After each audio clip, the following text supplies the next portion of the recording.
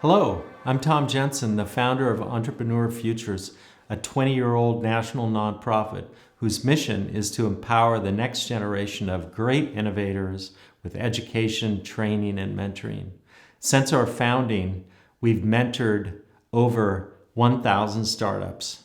Massive research and development investments in new technology from the private and public sectors are necessary to meet our nation's goal of achieving a carbon pollution-free power sector by 2035 and net zero greenhouse gas emissions by no later than 2050. Our federal government must play the leading role in these investments, especially for early-stage new technologies. Without this scale of public investment, many new and critical technologies will never make it to market. Really, the government grants that allowed us to raise the funds, and then all of that together, all those funds that we raised, plus the government grants, allowed us to start building the product. And it took 6 years, 5 years, something like that, to really get to the point where we were commercialized, mostly just due to a lack of funds. But without the Department of Energy, the CEDO grants, Sunshine grants, we would have been dead in the water. Winning government funding is very competitive. Far less than half of applicants are funded. Often, even very competitive applicants submit proposals to multiple agencies over and over again before they're funded. Remember, success is never guaranteed. Increasing your odds of success begins with rigorous advanced planning, and that's what this session is all about. I'm a former global practice leader and vice president at SAIC, a Fortune 500 technology company. I've advised more than 100 companies to apply for federal and state R&D funding.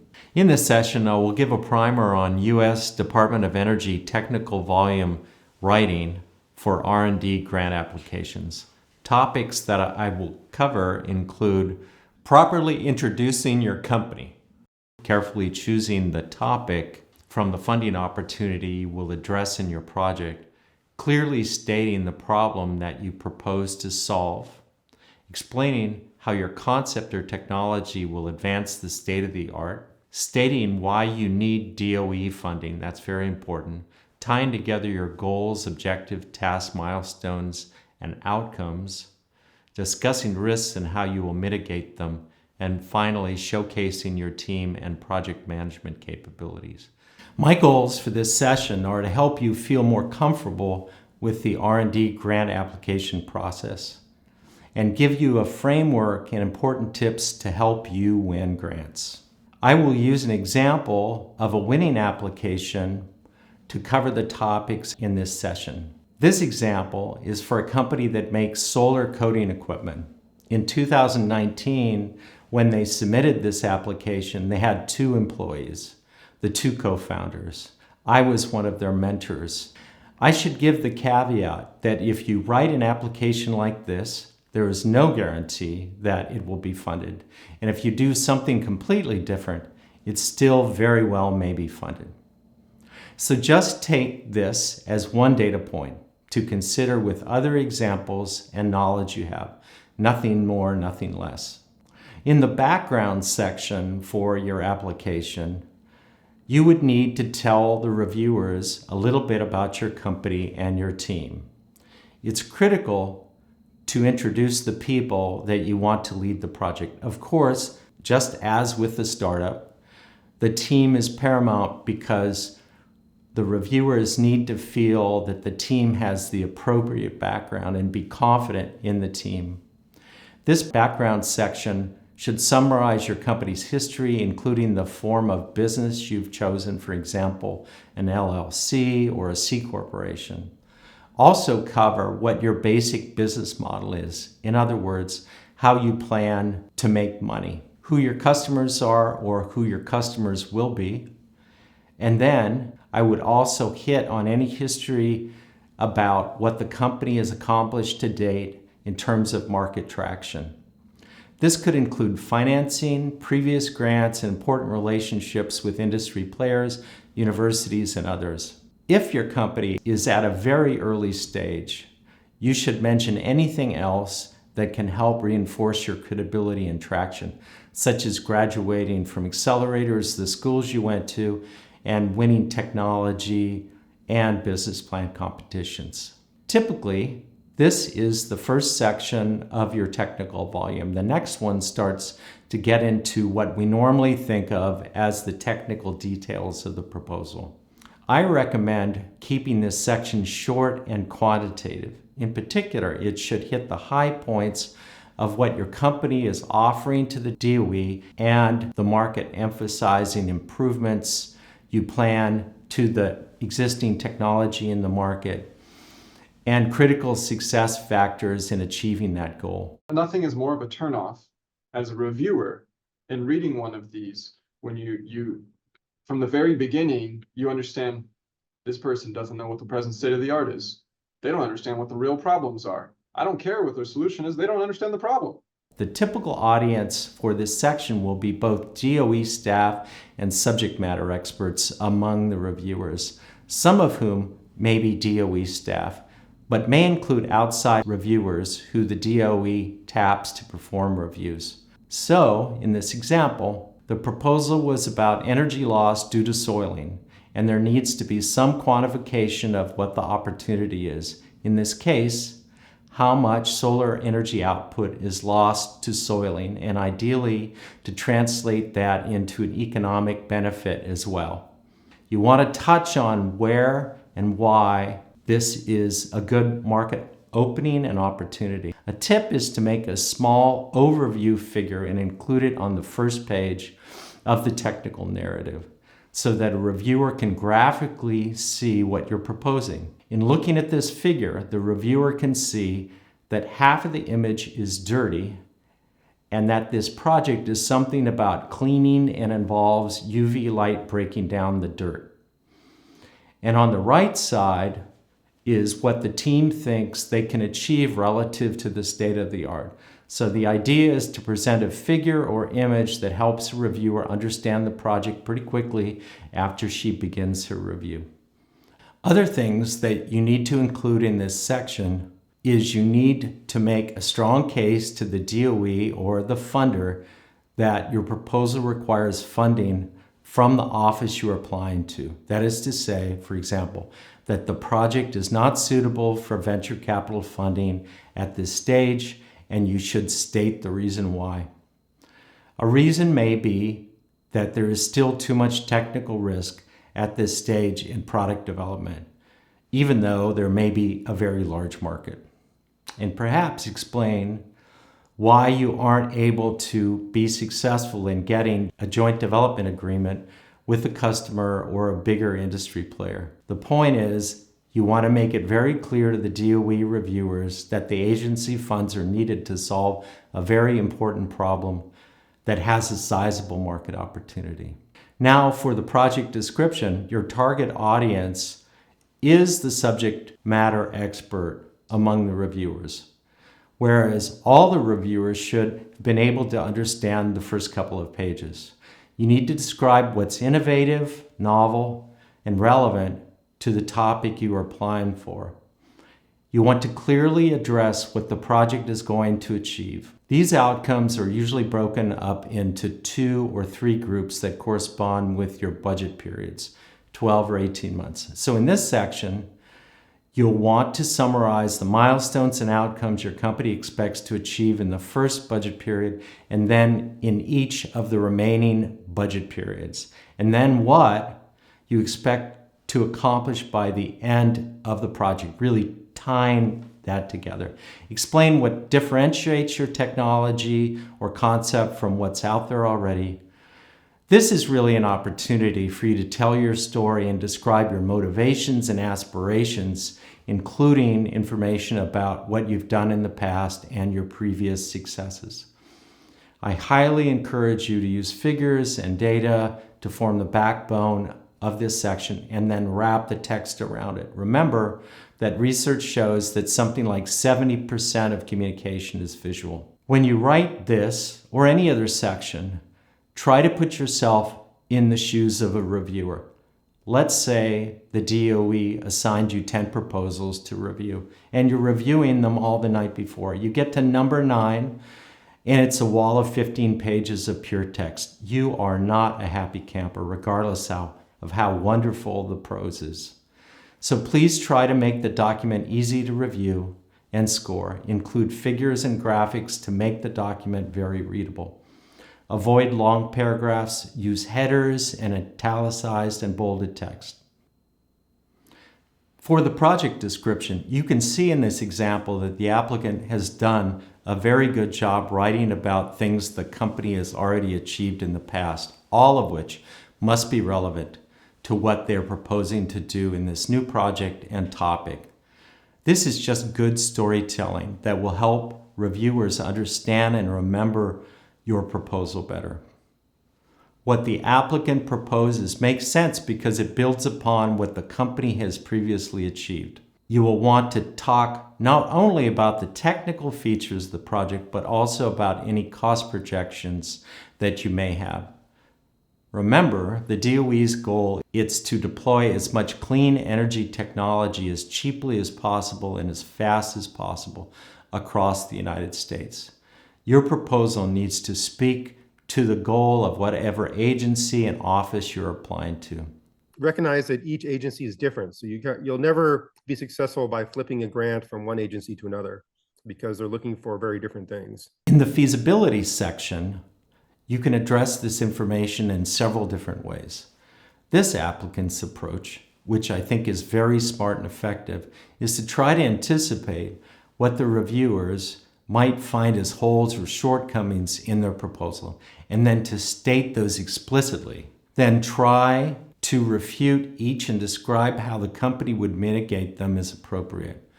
The basic idea is that this applicant wants reviewers to think, hey, what about this? What about that?